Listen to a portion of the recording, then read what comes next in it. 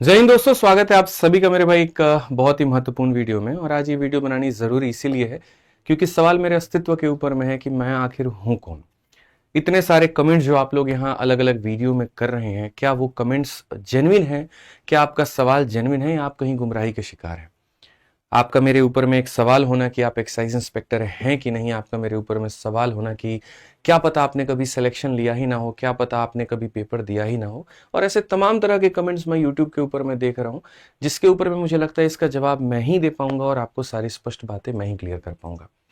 मेरा 1% भी यहाँ पर मन नहीं था, 1% भी उद्देश्य नहीं था कि मैं अपने ऊपर में आकर के चर्चा करूं। मैंने जितनी भी वीडियोस बनाई ऑलमोस्ट सारे के सारे आपके सवालों के ऊपर में बनाया, आपके ऊपर हो रहे अत्याचार के ऊपर में बनाया, आपके हो रहे रिफॉर्म के ऊपर में मैंने बनाया। लेकिन आज मजबूरी मेरी ये बन गई है कि मुझे अपने आप को ही आकर के बताना पड़ रहा है कि मैं कौन हूं। तो इस वीडियो के अंत तक आप देखिएगा, सारी बातें आपको क्लियर हो जाएंगी और मुझे लगता है आप मेरी बातों को समझ पाएंगे और जान पाएंगे कि हु इज आदित्य रंजन। याद करिए आज से कुछ समय का पल, जहां पर ज्यादा नहीं 4 साल पीछे ही चलते हैं और एक पल देखते हैं कि 4 साल पहले यहां पर जब आप पढ़ाई करने चाहते थे, जब आप ऑनलाइन एजुकेशन से पढ़ना चाहते थे, तो उस समय फीस कितनी हुआ करती थी।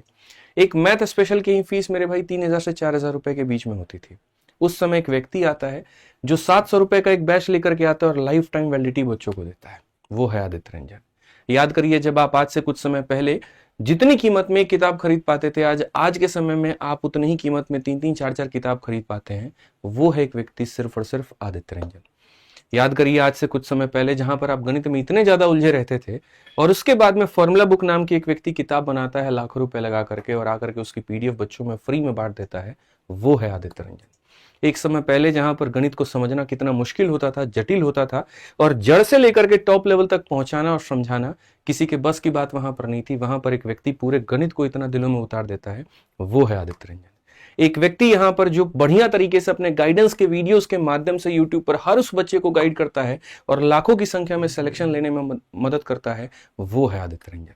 जहां पर आप भटकते रहते थे कि मैथ्स कैसे पढ़ना है, इंग्लिश कैसे पढ़ना है, रीजनिंग कैसे पढ़ना है, जीएस कैसे पढ़ना है, जिसने अलग अलग सोर्सेस को रेकमेंड करके आपको आगे बढ़ने में मदद किया, बिना अपने किसी निजी स्वार्थ के, बिना अपने किसी यहाँ पर जो है अपने लालच के, वो व्यक्ति है आदित्य रंजन। और आज उस आदित्य रंजन पर आप लोगों ने इतने क्वेश्चंस खड़े कर दिए हैं, इतने सारे सवाल खड़े कर दिए हैं, जो बस गुमराही का एक शिकार हो रहा है कि किसी ने कुछ भी कह दिया, हम आकर के वो सवाल पूछ लें। ठीक है, लाजमी है, सोशल मीडिया का दौर है और कमेंट करना हर किसी के लिए बहुत आसान है। मतलब सबसे आसान अगर कुछ है तो आप कमेंट ही करेंगे किसी के ऊपर में, चाहे आप बातों को जाने ना जाने, तो ठीक है, बढ़िया बात है।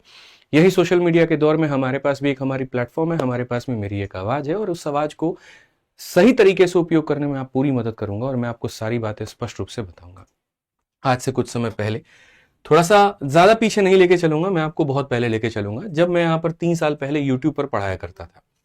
उस समय मैंने पढ़ाते वक्त में भी ये बात कही थी, जब मैंने शुरुआत की थी, कि हमने सीजल का पेपर दे दिया है और हमारा रिजल्ट अभी नहीं आया है, और जिस दिन रिजल्ट आएगा आपके सामने अपना सेलिब्रेशन हम दिखाएंगे और हम आपको ये बताएंगे कि हम किस पद पे सेलेक्ट होते हैं। आप अगर यहाँ पर एक वीडियो देखेंगे तो ये रैंकर्स गुरुकुल पर है और 3 साल पहले ये स्ट्रीम हुई वीडियो है, 2,41,000 व्यू है। और इसके ऊपर में मैं साफ तौर पर ये बात बताता हूं कि जीवन में जो भी मेरी मंशा रही है बहुत स्ट्रेट फॉरवर्ड रही है। 2 नंबर की बातें हमने कभी नहीं की। उस समय भी हमने ये बताया कि जैसे लोगों का सपना होता है इनकम टैक्स इंस्पेक्टर बनना, एमईए में जाना, लेकिन हमने शुरू से अपनी पहली प्राथमिकता ही एक पद के लिए रखी थी और वो था एक एक्साइज इंस्पेक्टर। और यहां पर हमने इस वीडियो के अंदर में बहुत स्पष्ट रूप से दिखाया था कि पहला जो पोस्ट का कोडी है वो हमने B23 भरा हुआ है, अगर आप देख सकते हैं तो। और ये है मेरा वहां पर सिलेक्शन का, जहां पर मुझे जो पोस्ट मिलता है 22/011/23/010, ये मेरा रोल नंबर है। आप सर्च कर लीजिएगा आगे चल करके, कोई दिक्कत की बात नहीं है। और वहां पर जो मेरा सिलेक्शन होता है वो B23 के पद पर ही होता है। और B23 कौन सा पद होता है आपको वो भी बता देते हैं बहुत तरीके से, सारी बातें देख सकते हैं आप यहाँ पर। B23 inspector of central excise यहाँ पर ही है। और ये वो पोस्ट है मेरे भाई जो मुझे मिलता है। जब हम सीजल 2019 में क्वालिफाई करते हैं तो हम B23 को पहली प्राथमिकता रखते हैं और मेरा सिलेक्शन होता है तो मुझे मिलता भी B23 ही है। ठीक है, अब ये हमने दिखाया आपको वो लिस्ट जहां पर मेरा सिलेक्शन हुआ। फिर उस लिस्ट के बाद में आपके पास में आपका ज्वाइनिंग लेटर आता है। ठीक है। ज्वाइनिंग लेटर भी हम आपको पूरा दिखा देते हैं, क्योंकि बहुत लोगों ने तो कमेंट ऐसे कर दिए कि सवाल ये खड़ा हो गया कि क्या पता इन्होंने कभी पेपर ही ना दिया हो, क्या पता कभी इनके नंबर ही ना हो, क्या पता कभी इन्होंने ज्वाइन ही ना किया हो, क्या पता यहाँ पर जो है ये किसी पोस्ट पर हो ही ना। ठीक है, और ये सिर्फ नाम क्या एक्साइज इंस्पेक्टर लिख देते हैं। तो उसका आपके सामने ये ज्वाइनिंग लेटर है। आप देखिए यहाँ पर office of principal chief commissioner C GST and central excise Mumbai zone, चूंकि हमने पहले भी कहा था कि हम 2 ही शहरों में नौकरी कर सकते थे, या तो दिल्ली में या मुंबई में, और मेरे अपने रीजंस थे। और मुंबई में मुझे यहाँ पर मिलता है, मुंबई में चर्च गेट जो है स्टेशन, यहाँ एक्साइज का ऑफिस है, वहीं पर मेरा सिलेक्शन होता है। और साफ तौर पर आप देख सकते हैं नाम है, एड्रेस है, मोबाइल नंबर है। आपका मोबाइल नंबर अभी हिडन होगा आपके सामने, ठीक है। और उसके बाद में साफ तौर पर यहाँ क्या क्या लिखा जाता है जरा थोड़ा ढंग से पढ़ लीजिए आप। जो सब्जेक्ट है ना, ये सब्जेक्ट थोड़ा पढ़िए, सब्जेक्ट में क्या लिखा हुआ है। Offer of provisional appointment as inspector of GST and central excise on the basis of result of CGL 2019 के पेपर के बिहाफ पर आपको आपके एक्साइज इंस्पेक्टर के पद पे नियुक्त किया जाता है। आप आइए और आप आकर के अपनी ज्वाइनिंग लीजिए। मैंने कई बार कहा कि मैंने एक नौकरी नहीं निकाली है, मैंने कई सारी नौकरी निकाली है। और शायद YouTube पर पूरा एक पहला ऐसा शिक्षक हूं जिसने कड़ी मेहनत की, जो एक किसान परिवार से उठा, जिसके माँ हाउसवाइफ, जिसके पिता किसान, और उसने कड़ी मेहनत करके, रूम लेकर के, ट्यूशन पढ़ा करके, जीवन में अलग अलग तरह के स्ट्रगल्स करके, मेहनत करके, लाइब्रेरी में लॉकडाउन के समय अपने आप को तपा करके ये सारे पद उसने हासिल किए। मेरा यहाँ ज्वाइनिंग लेटर आज आपके सामने, और मैंने पहले भी YouTube पर दिखाया, बस फर्क इतना है कि वो वीडियो जब आपके रिकमेंडेशंस में नहीं आते हैं, आप नहीं देख पाते और आप गुमराही में जी रहे होते हैं। ये तो मेरे भाई यहाँ पर एक पेपर का ज्वाइनिंग लेटर था जो हमने आपको दिखाया। और इसके अलावा मैं कई बार ये भी कह चुका हूं कि मैंने एक नहीं कई सारी सरकारी नौकरियां निकाली हैं, और मेरे पेपर में 50-50-50 भी रहे हैं। हो सकता है कल के दिन एक और वीडियो कूद करके आ जाए सिस्टम की यहाँ पर सारी चीजों को छुपाने के लिए और मुझे टारगेट करने के लिए। तो उसके पहले ही मैं आपको बाकी सारी चीजें दिखा देता हूं, क्योंकि मैंने एक ही बात कहा, आप मुझसे पूछिए, सही उत्तर मैं दे पाऊंगा, कोई और नहीं। ठीक है, आप यहाँ पर देखिए, ये अब उसके बाद में हमारा आता है CHSL का मेरे भाई पूरा मार्कशीट आपके सामने। और ऐसा नहीं है कि यहाँ पर ये हम अभी ला करके दिखा रहे हैं, ये YouTube पर पहले ही अपलोडेड था। ठीक है, और एक गाइडेंस की वीडियो थी उसमें अपलोडेड था। वो गाइडेंस की वीडियो भी अब प्राइवेट है। आपको बता दूं क्यों प्राइवेट है, क्योंकि पैटर्न बदल गया। सीजीएल और CHSL की 2 गाइडेंस की वीडियो हमने बनाई थी, जिसमें सारा जो हमने बताया था वो पुराने पैटर्न पर बताया था, लेकिन जैसे नया पैटर्न आया तो उनको प्राइवेट करके हमने नया पैटर्न के ऊपर में वीडियो बना दिया। मैं भी खुद सोच रहा था कि हमने तो स्कोर कार्ड कहीं ना कहीं यूट्यूब पर दिखाया था, बच्चों को ये मिला क्यों नहीं, तब जाकर के हम वहां से लेकर के ये आए। उसमें साफ तौर पर आप देख सकते हैं, ये मेरा रोल नंबर है, ये मेरा नाम है और सारी चीजें हैं। ये इंग्लिश लैंग्वेज जनरल, और उसके बाद देखो ये इंग्लिश में 50 में 50, रीजनिंग में 50 में 50, मैथ्स में 50 में 50, टोटल स्कोर 185। और उसके बाद में इसके डिस्क्रिप्टिव में मेरे 76 मार्क्स होते हैं। जो टॉपर होता है उसका 78 होता है और मेरे 76 मार्क होते हैं। इतनी मेहनत हमने डिस्क्रिप्टिव में की, तब जाकर के सारी चीजें आ पाई हमारी। ये पूरा होने के बाद में तब उसका रिजल्ट आता है, और रिजल्ट को मैं आपको दिखा दूं, ठीक है, कि मेरा ऑल इंडिया रैंक भी कितना रहता है। ठीक है, क्योंकि अब मैंने यार बहुत पहले की ये बातें हैं, बट ठीक है, लोग आज सवाल कर रहे हैं तो आइए। आप यहाँ रोल नंबर जब मैच करेंगे तो आपको वहीं आदित्य रंजन यहाँ दिख जाएंगे, वहीं आपका रोल नंबर मेरे भाई दिख जाएगा। और उसी रोल नंबर के सीक्वेंस में अगर आप यहाँ चलते हैं तो आप यहाँ सीरियल नंबर 114, यानी ये रैंक होता है। ये सीरियल नंबर ही अपने आप में एक रैंक होता है। 114 मेरा रैंक है। कई बार कई जगह पर मैंने 116 भी कह दिया होगा, वो बहुत ज्यादा सटीक आदमी नहीं रहता है, थोड़ा ध्यान नहीं रहता, स्लिप ऑफ टंग है। ठीक है, बट ये मेरा रैंक है। उस समय उस कंपटीशन में इतने नंबर 50-50-50 लाने के बावजूद भी, 76 मार्क्स लाने के बावजूद भी मेरा रैंक कितना होता है, बट मैं सेटिस्फाइड होता हूं। जो टॉपर का रैंक होता है वो मेरे से 2 नंबर ही ज्यादा होता है, क्योंकि जब आप ऊपर जाते हैं तो एक 2-2 नंबर पे 100 जो लोग हैं वो आगे पीछे हो जाते हैं। डिस्क्रिप्टिव में एक आधा नंबर और होता तो शायद ऑल इंडिया रैंक 1 से 10 के बीच में भी होता। जब ये मेरा रैंक है, ये मेरा सिलेक्शन है, तो जाहिर सी बात है इसकी भी कहीं ना कहीं कोई ज्वाइनिंग लेटर होगा, इसमें भी कहीं ना कहीं किसी पद पर नियुक्त होंगे। वो मेरे भाई यहाँ पर ये हो जाता है हमारा CHSL का। सीजल के माध्यम से हम मुंबई में एक्साइज इंस्पेक्टर के पद पे सेलेक्ट होते हैं, और CHSL के माध्यम से मिनिस्ट्री ऑफ डिफेंस में, यानी रक्षा मंत्रालय में हमारी यहाँ पर सिलेक्शन होती है, और उसमें यहाँ पर दिल्ली में होता है। आप देख सकते हैं न्यू दिल्ली यहाँ साफ तौर पे लिखा हुआ। और ये हमारा कब का है? 24 जून 2022 का है। यानी हमारे पास में 2 नौकरियां होती हैं, और इसके अलावा और भी काफी सारे हमने पेपर निकाले थे, सबके रिजल्ट थे, लेकिन आके कहीं पर कोई सीट खराब ना हो तो हमने छोड़ दिया। 2 नौकरी होने के बावजूद में भी मेरे भाई हम अभी अपने ज्वाइनिंग को थोड़ा होल्ड करते हैं कि नहीं यार, हम आराम से डिसाइड करेंगे किस में ज्वाइन लेना है, दिल्ली छोड़ करके बाहर जाना है या दिल्ली में ही रहना है, और अगर जाना है तो कब जाना है, कैसे जाना है, क्योंकि उस समय तक हम अपने यूट्यूब चैनल की शुरुआत कर चुके होते हैं।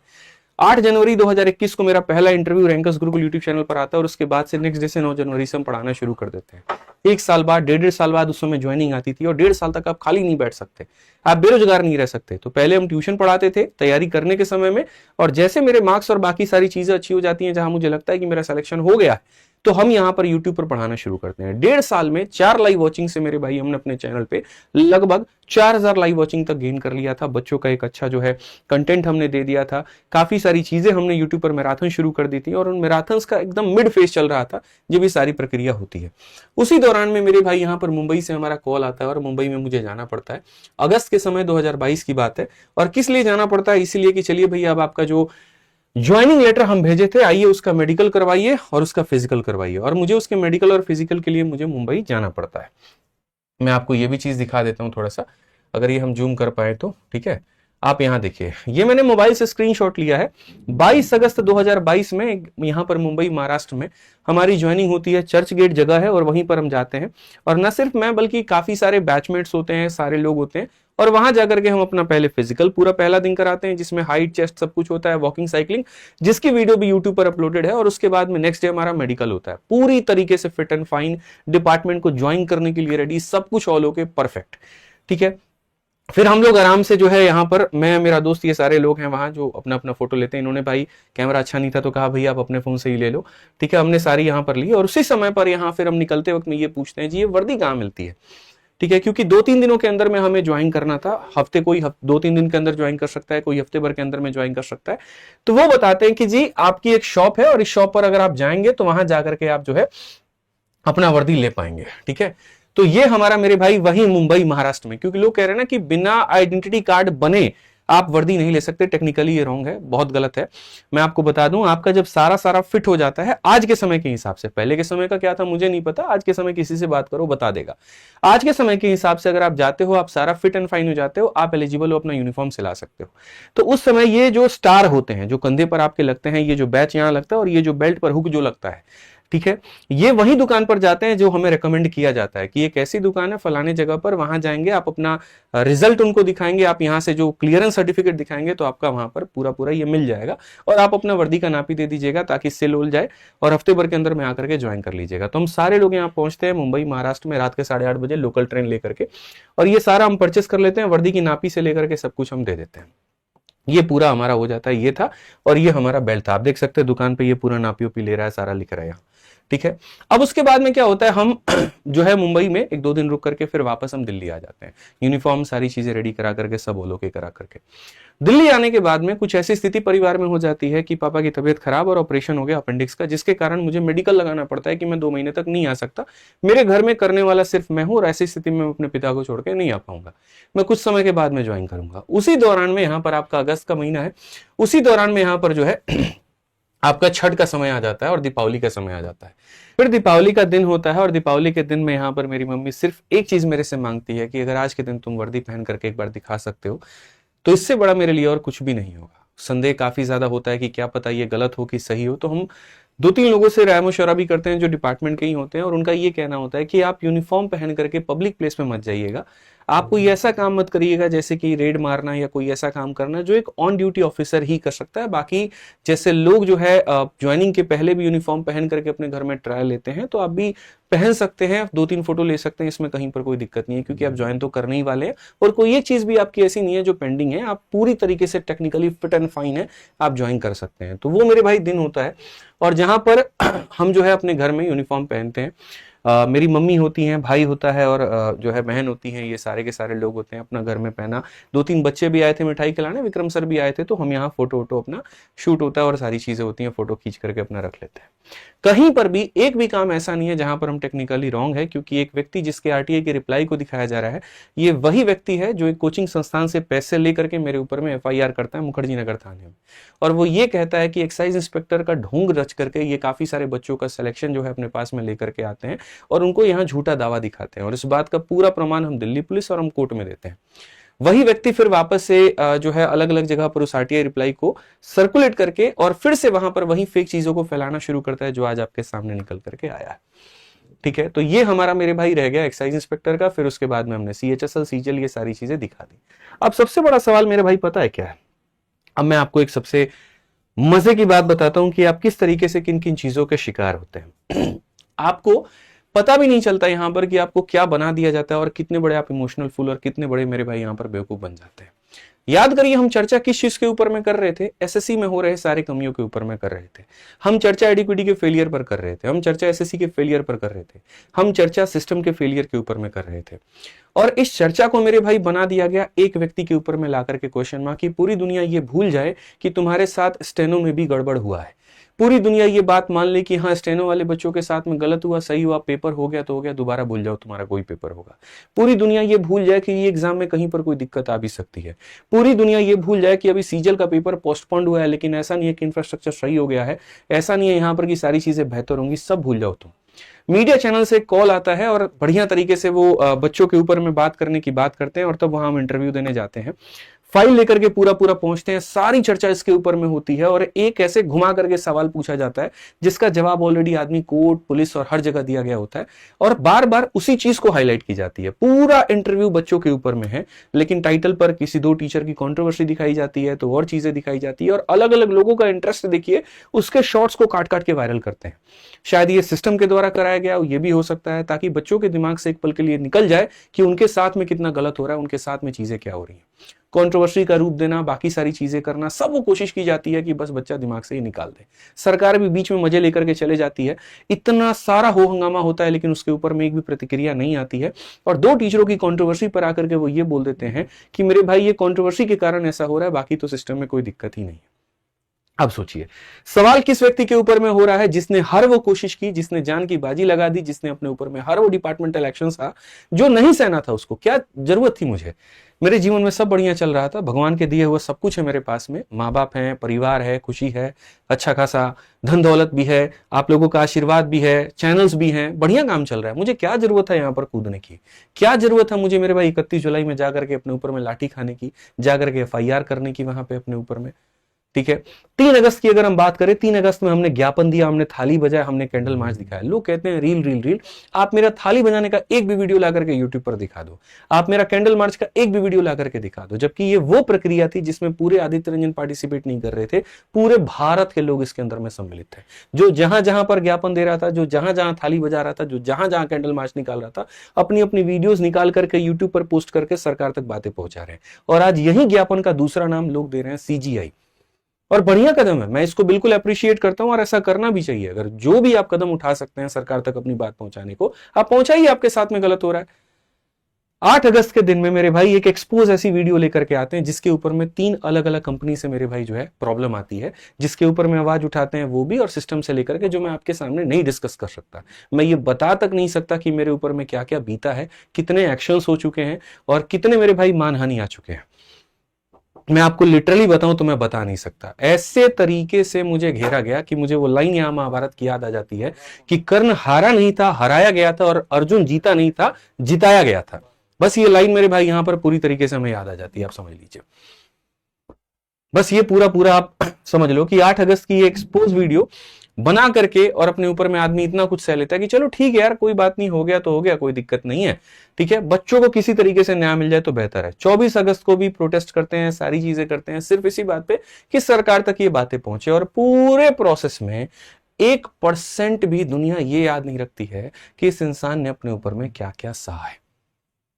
1% भी लोग ये याद नहीं रखते हैं। और क्या याद रखते हैं कि बस यहां पर कैसे सर ने वीडियोस बनाए, कैसे रील्स बनाए, कैसे सारी चीजें बनाए। और मुझे इसके ऊपर में कुछ भी नहीं कहना है, क्योंकि अगर मैं आज आपको बताऊं कि मैं इतना गलत हूं जिसने ये काम किया, तो ठीक है, इस गलती को स्वीकार करते हुए आपके सामने मैं अब हाथ जोड़ता हूं और मैं इस चीज से मेरे भाई बहुत बहुत बहुत दूर जाने की अब कोशिश करूंगा।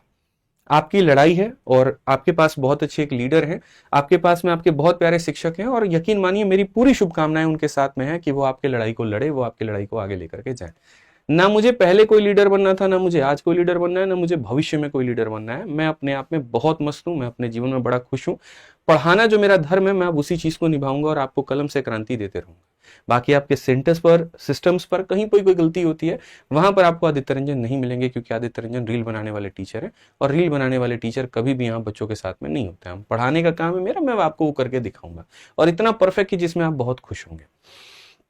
मैंने एक पोस्ट भी डाली थी और उसमें कहा भी था कि तुमको भी मेरी याद नहीं आएगी, तुमको भी चीजें समझ में नहीं आएंगी कि मैं क्या कर रहा था, लेकिन तुमको तब समझ में आएगा जब तुम सेंटर पर बैठे होगे, तुम्हारा कीबोर्ड काम नहीं करेगा, तुम्हारा माउस काम नहीं करेगा, तुम्हारा सर्वर काम नहीं करेगा, और तब तुमको लगेगा कि यार जिस इंसान ने इसके ऊपर में आवाज उठाई थी हमने उसको मरने छोड़ दिया। एक तरफ में लोग आकर के YouTube पर सारी बातें कहते हैं, दूसरी तरफ में 50-50 60-60 करोड़ का डिफॉर्मेशन ठोक देते हैं। तो बेहतर है मैं सब सहूंगा, सारी चीजें सहूंगा तुम्हारी लड़ाई के लिए, लेकिन अब इसके बाद और कुछ भी नहीं, क्योंकि मेरी भी एक अपना परिवार है, मेरी भी अपनी एक क्षमता है, मेरी भी अपनी एक लिमिट है। जिन लोगों के लिए लड़ा, लोग दुनिया आकर के कुछ भी बोलता ना, कोई फर्क नहीं पड़ता। मुझे आकर के लोग 100 बातें कहते, कोई फर्क नहीं पड़ता। मुझे फर्क तब पड़ा जब जिन लोगों के लिए ये लड़ाई लड़ा था उन्होंने थोक के भाव में गाली दी है।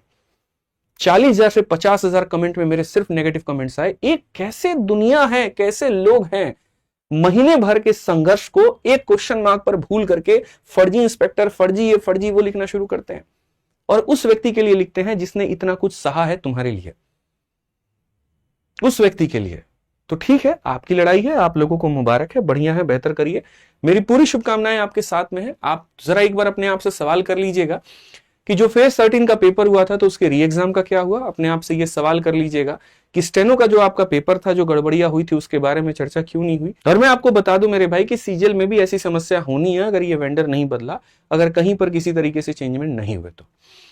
बढ़िया है, आप लोग अपनी लड़ाई लड़िए, और बढ़िया से हम लोगों की कल क्लासेस चलेंगी, यूट्यूब पर चलेंगी, एकदम मस्त फर्स्ट क्लास चलेंगी। बढ़िया पढ़ रहे थे जैसे आप वैसे ही पढ़ेंगे। बस मेरी शुभकामनाएं साथ में। Thank you.